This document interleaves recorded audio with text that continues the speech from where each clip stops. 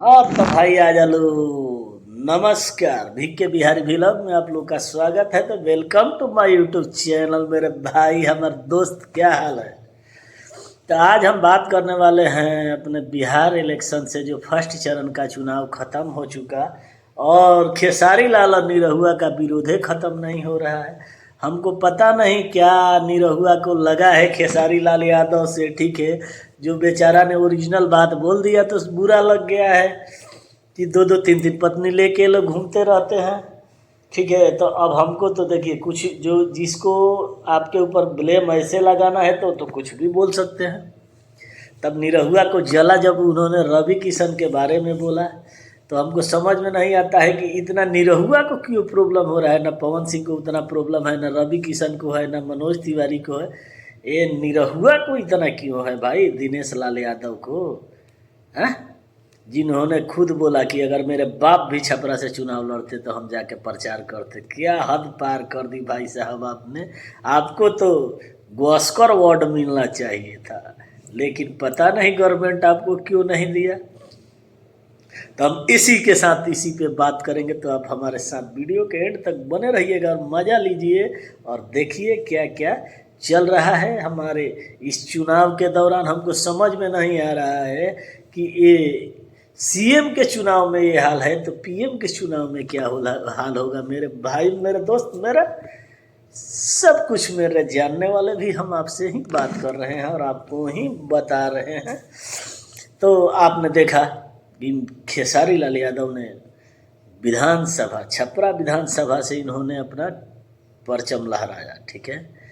अभी तो वहाँ का वोटिंग हो गया, फिर भी ये कहीं कहीं प्रचार में जा रहे हैं माननीय तेजस्वी लाल यादव के साथ में, ठीक है। तो तेजस्वी के साथ में जब ये जा रहे हैं, घूम रहे हैं, तो ये लोग को और भी चिड़चिड़ापन हो रहा है, क्योंकि खेसारी लाल यादव का फैन वैसे ही है और उनका बात करने का शैली, जो तरीका है ना, वो भी बहुत हट के है। ये लोगों से तो बहुत सुंदर है, ठीक है।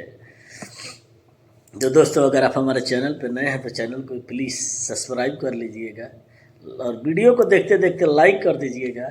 अब बेल आइकन यानी कि घंटियाँ दबा दीजिएगा, ताकि नौका वीडियो का नोटिफिकेशन मिलते रहे। और दोस्तों में इतना दबा के शेयर कीजिएगा कि हर कोई को समझ में आए कि हम बताना क्या चाहते हैं, ठीक है।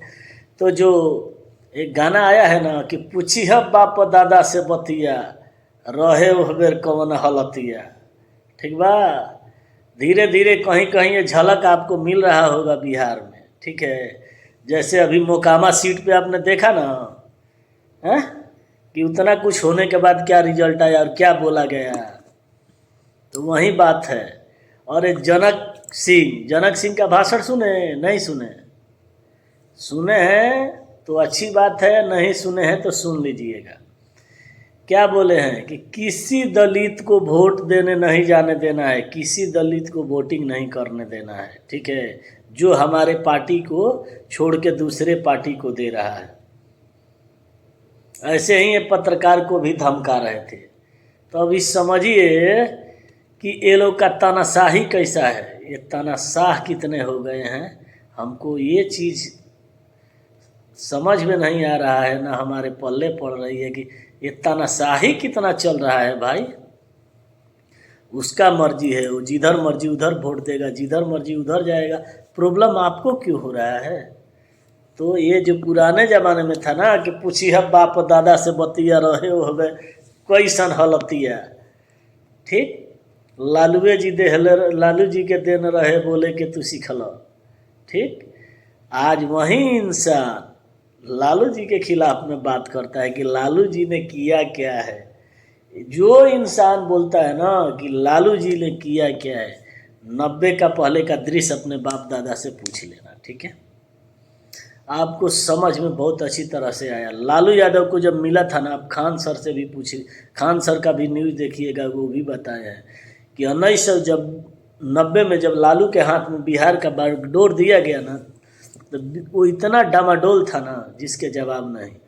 2 kg गेहूँ दिया जाता था या मकई दिया जाता था, वो भी घुना हुआ, और पूरा दिन काम करवाया जाता था, ठीक है।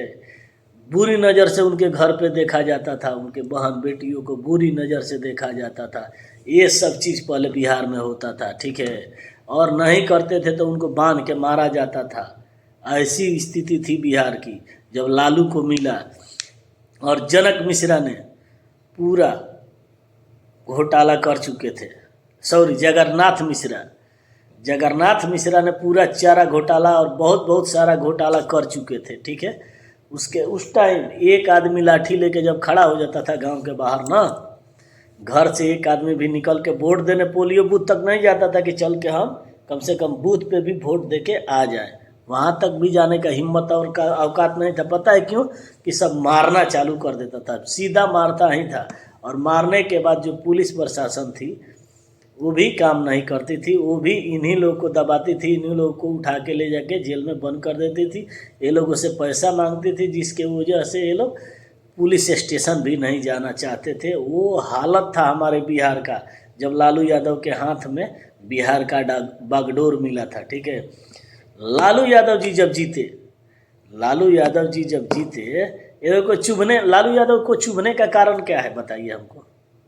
यही चीज़ है कि एक पिछड़े का लड़का आया, आके सीएम बन गया और इतना मजबूती के साथ आया कि पूरा गवर्नमेंट को हिला के रख दिया। यही चीज़ ये लोग को जलन होता है, यही चीज़ से ये लोग को तकलीफ होता है। बाकी किसी चीज़ से ये लोग को कोई तकलीफ नहीं है।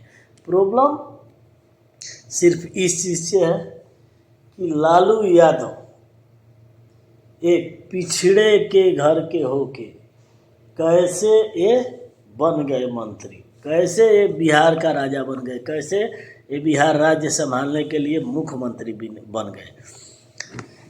तो ये हालत था। लेकिन जब लालू जी ने बागडोर संभाला बिहार का, और बागडोर संभालने के बाद इन्होंने फर्स्ट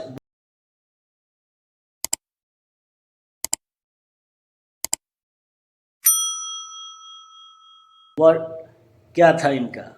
जाति पाति खत्म करो, अगड़ा पिछड़ा खत्म करो, वंचित सोशल सब खत्म करो।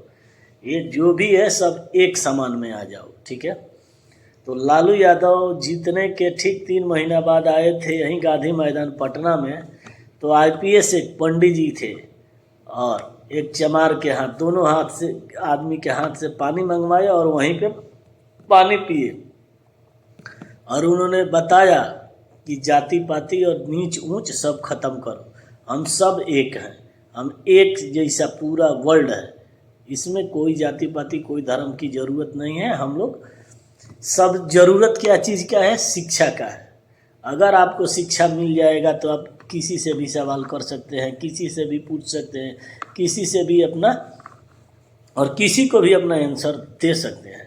तो लालू यादव का फर्स्ट वर्ड सब बराबर, सेकंड शिक्षा पे उन्होंने बहुत महत्व दिया और बहुत ही ध्यान देने के लिए किसी को प्रेरित किया। आज कोई कलेक्टर बना है ना छोटे जाति में, जो चमार हो गया, दुसाद हो गया, गोंड हो गया, डोम हो गया, ये सब के घर में, किसी के घर में अगर बच्चा आईपीएस बना हुआ है या आर्मी में गया है तो ये लालू यादव का देन है।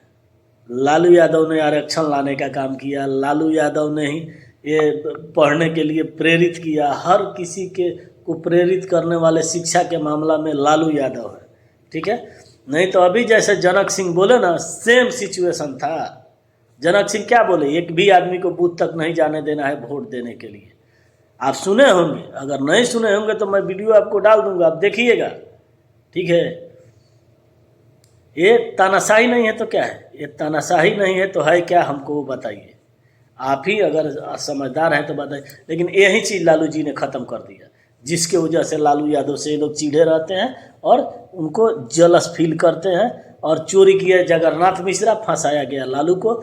52 अपर कास्ट के थे, बड़े कास्ट के 12 उसमें अफसर थे, सबका नामजद नाम था, वो लोग को भी निकाल दिया गया, खाली लालू यादव को फंसा दिया गया। और सीबीआई वाला भी लास्ट में आके बताया है इस सिचुएशन को कि किस तरह से सिचुएशन को क्रिएट किया गया था लालू यादव को फंसाने के लिए। तो लालू यादव को चमचे उमचे तो सब राजा हो गए, लेकिन लालू यादव फंस गए। और आपने ये चीज़ देखा होगा, कॉमन आपको दिखा होगा कि लालू यादव के आने से पहले बिहार की स्थिति क्या थी, जब लालू यादव आए तब बिहार की स्थिति क्या है। ठीक है, अभी भी जनक सिंह का आपने भाषण सुना, और दूसरे का तो छोड़ दीजिए, वो पुराना तो पुराना है, नया आप देखिए ना कि कैसे जनक सिंह ने बोला। आप नया देख के समझिए, और नहीं समझना चाहते हैं तो आदमी क्या करेगा, सिर्फ आपको बता सकता है, कुछ कर नहीं सकता है। वो करना होगा तो अपने लिए ही करेगा। अगर हम अपने लिए करते हैं, आप अपने लिए करते हैं, हर कोई अपने लिए करेगा ना, तो भी किसी को किसी के लिए खड़े होने की, किसी के लिए किसी को बोलने की ज़रूरत नहीं होगी। ये चीज़ आप हमेशा ध्यान में रखिएगा। तो ये चीज़ एक ना एक दिन आपको करना ही पड़ेगा। अभी करिए, कल करिए, परसों करिए, आपको करना है। ये माइंड में हमेशा सेट रखना है। ठीक है, हमारा डिप्टी सीएम,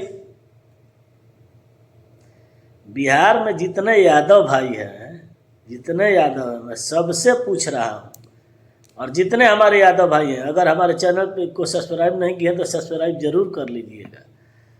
हमको एक चीज़ बताइए कि ये जिस तरह से हमारा डिप्टी सीएम विजय सिन्हा, आपने देखा ना, डिप्टी सीएम विजय सिन्हा ने जो बयान दिया, उससे आप लोगों को क्या लगता है कि बीजेपी का झंडा धोने से हमारा देश आगे चला जाएगा, हमको इज्जत मिल जाएगा?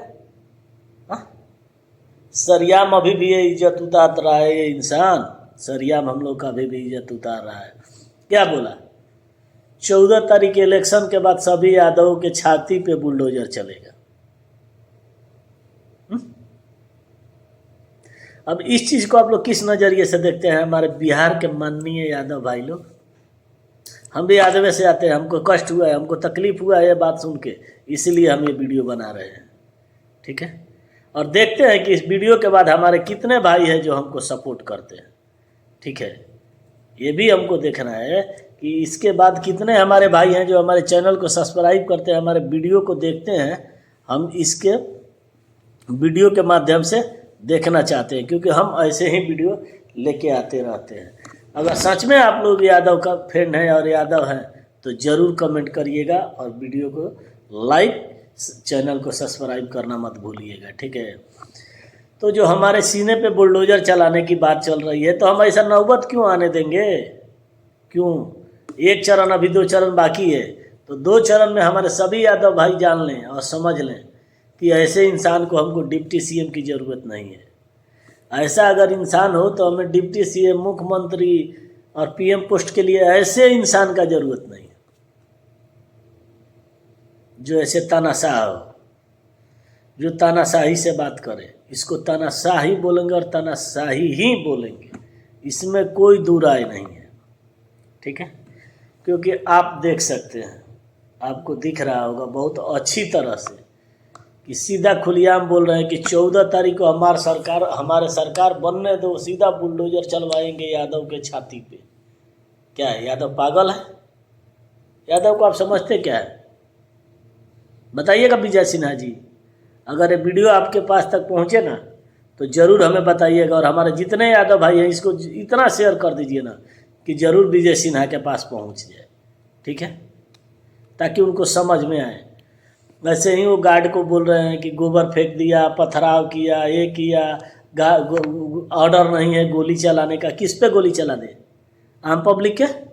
आपके तानाशाही की वजह से आम पब्लिक को मार दे वो, इसीलिए वो वर्दी पहना है। उसका भी कुछ मर्यादा है, उसका भी कोई वर्दी का इज्जत है। ठीक है, आप लोग का तो है नहीं, तो आप अपने जैसा सबको समझ रहे हैं।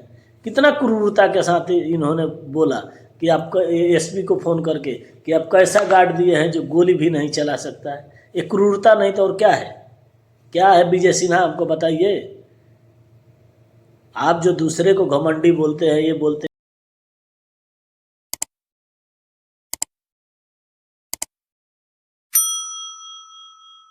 हैं, आप हमको बताइए कि आपका ये क्रूरता है नहीं है, आपका ये प्रॉब्लम है कि नहीं है? आपने क्यों ऐसा वर्ड किया, क्यों ऐसा बोला? बताइएगा जरूर। ये वीडियो अगर आप तक पहुंचे, और भाई इतना शेयर करो दबा के ना कि वीडियो जरूर विजय सिन्हा तक पहुंचे, ताकि वो हमारे वीडियो का जवाब दे सके। ठीक है, जो पोस्ट पे बैठे हैं, आपको उस पोस्ट के बारे में मालूम है? वो पोस्ट किस लिए है? वो पोस्ट का गरिमा क्या है, वो पोस्ट का सेल्फ रिस्पेक्ट क्या है, आपको पता है? अगर पता है तो बताइएगा, नहीं तो हम नेक्स्ट वीडियो में आपको ज़रूर बताएंगे कि उसका मतलब क्या होता है और उसका रिस्पेक्ट क्या होता है और उसका इज्जत क्या होता है। ठीक है, आप लोग क्या जानिएगा इज्जत क्या होता है? हाँ, आपको अगर जानना होता तो ऐसा गलती ही नहीं करते जैसे हमारे निरहुआ भाई कर रहे हैं। निरहुआ बोल रहे हैं रवि किशन ने ये वर्ड लाया। जब वर्ड लाया किसका सरकार था पता है आपको? पता है? पहले पढ़ो। उस टाइम मुलायम सिंह का सरकार था, अखिलेश यादव ने दिया था। ठीक है, जिस आप गिफ्ट का बात कर रहे हैं, जिस चीज़ का बात कर रहे हैं, उस टाइम अखिलेश यादव की सरकार थी, माननीय मुलायम सिंह यादव की। ठीक है,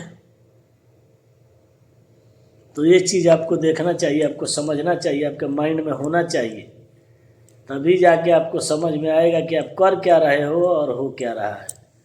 ठीक है, अदरवाइज आप जिंदगी में कभी नहीं समझ पाओगे, कभी नहीं। इतना ध्यान में रखना।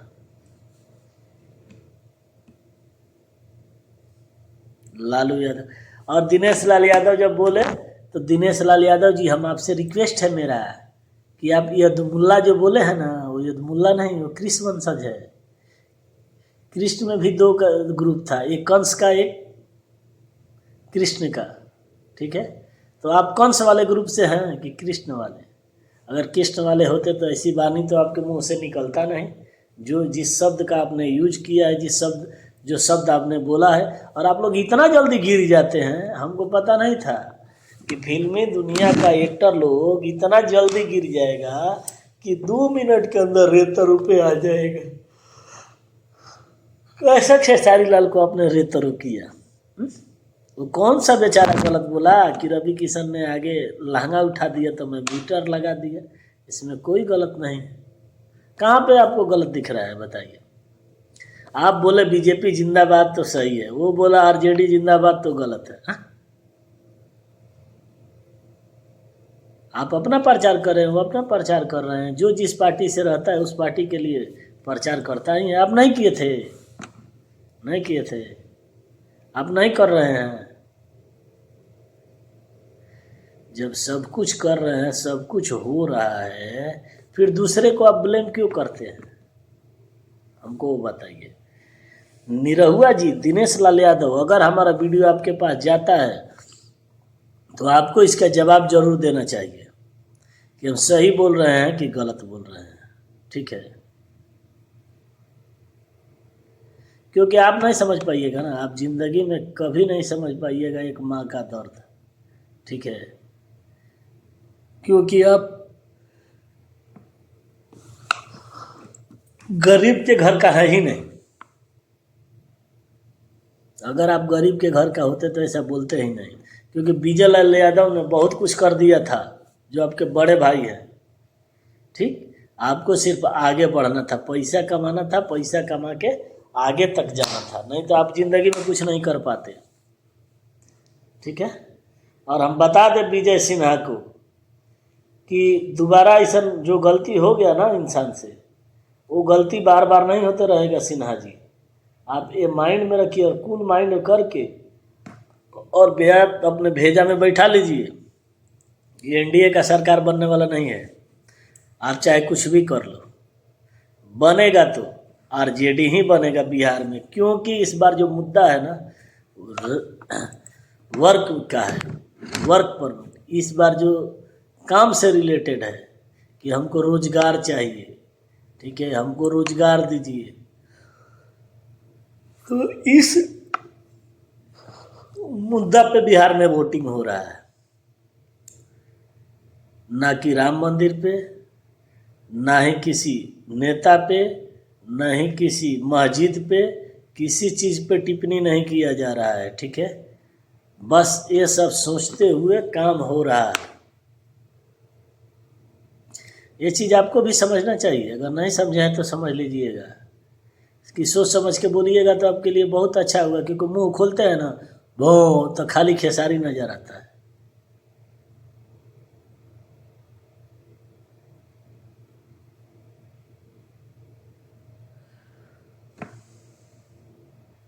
तो चलिए दोस्तों, हम मिलेंगे ऐसे ही वीडियो के साथ। दीजिए इजाज़त अपने दोस्त को। नमस्कार दोस्तों, नमस्कार। जय हिंद, जय जवान, जय बिहार, जय बिहारी।